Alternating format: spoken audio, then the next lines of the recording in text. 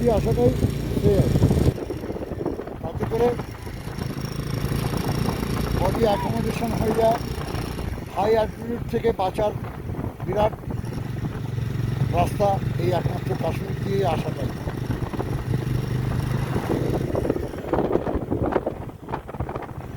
নাহলে এএমএসের কবলে পড়তে হবে।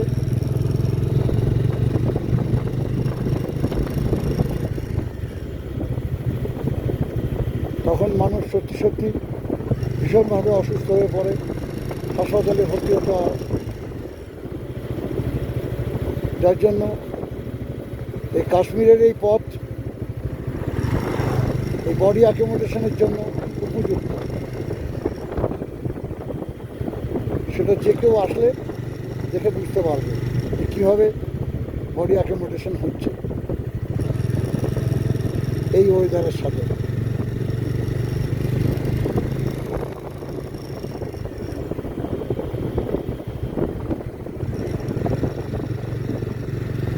সত্যি মুগ্ধ হয়ে যাচ্ছি, এক একটা টার্ন নিচ্ছি আর দেখছি, মুগ্ধ হয়ে যাচ্ছি। আমি এই তালে গাড়ি দিয়ে গাড়ি চলে আসছে।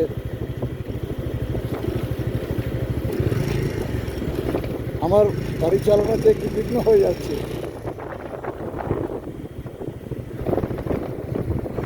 কি চমৎকার একটা গাছ, তার মধ্যে অজস্র ফুল ফুটে আছে গোল হয়ে। সব এখানকার পাহাড়ি জঙ্গলি ফুল।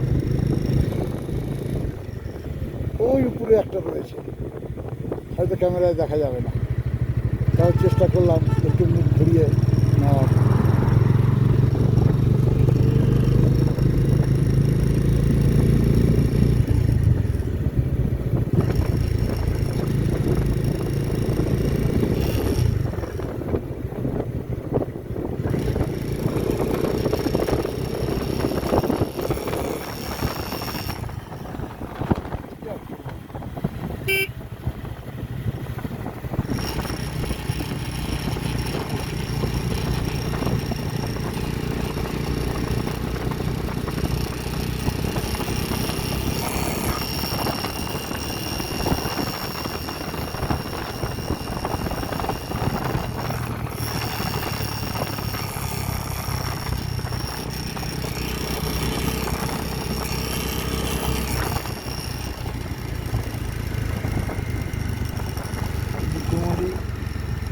সারা কাশ্মীর ঘুরে লিকুমলি পাইনি, মোবিল অয়েল। এখন গাড়ি সার্ভিস করাতে গেলে তো মোবিল অয়েলটা ফেলতেই হবে, কারণ প্রায় 3000-এর কাছাকাছি চলে এসছে।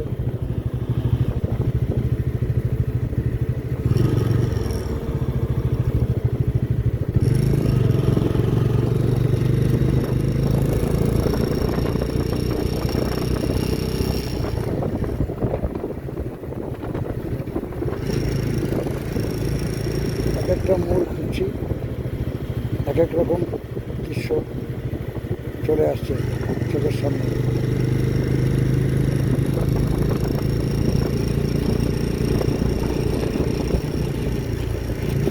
জানি না আমার আওয়াজ কতটুকু কি হচ্ছে, গাড়ির আওয়াজ, গাড়ির আওয়াজ হচ্ছে, গাড়িটা দেখাতে হবে। এত আওয়াজ হওয়ার কথা না,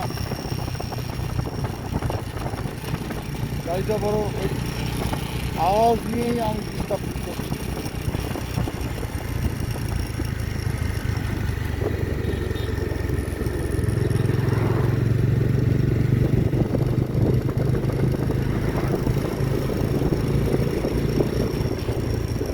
রাস্তার পরে জঙ্গলি গোলাপ গাছ,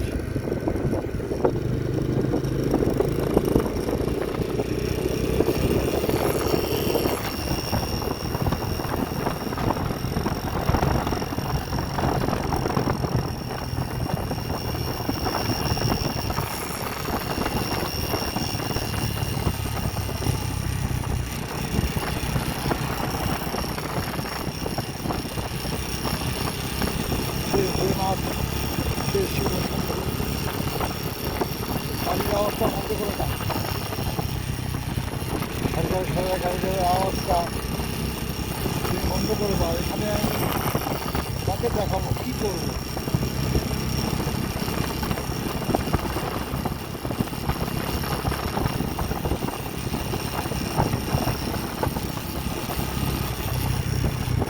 আমি এক নাগারে করে যাচ্ছি ভিডিও।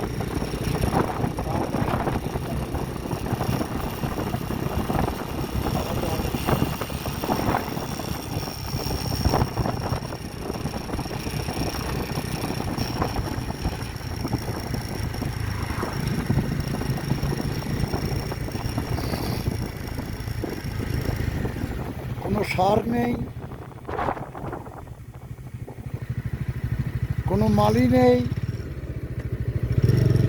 মাটি নেই ভালো, তার মধ্যে এত সুন্দর ঝাড় হয়ে গোলাপ গাছ হয়ে রয়েছে আর ভর্তি গাছ ভর্তি ফুল। সেটাই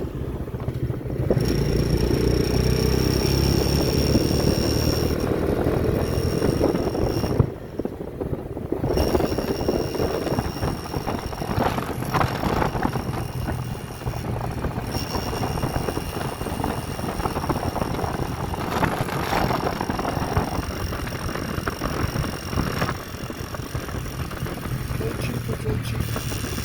কি আর করব? এটাও তো হবে একটু তাড়াতাড়ি,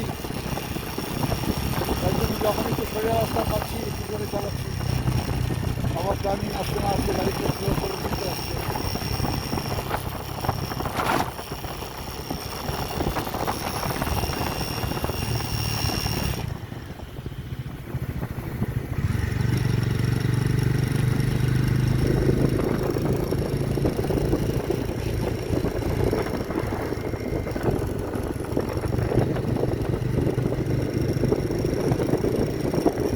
খরচ গলা জলের নদী বয়ে যাচ্ছে, নাম না জানো পাহাড়ের মাঝখান থেকে বয়ে যাচ্ছে। তো গোলাপ গাছগুলো অদ্ভুত, এত সুন্দর ফুল হয়ে আছে আপনি আপনি নিজে নিজে। নেই মালি, নেই সার, নেই জল, এই হচ্ছে ভগবানের লীলা।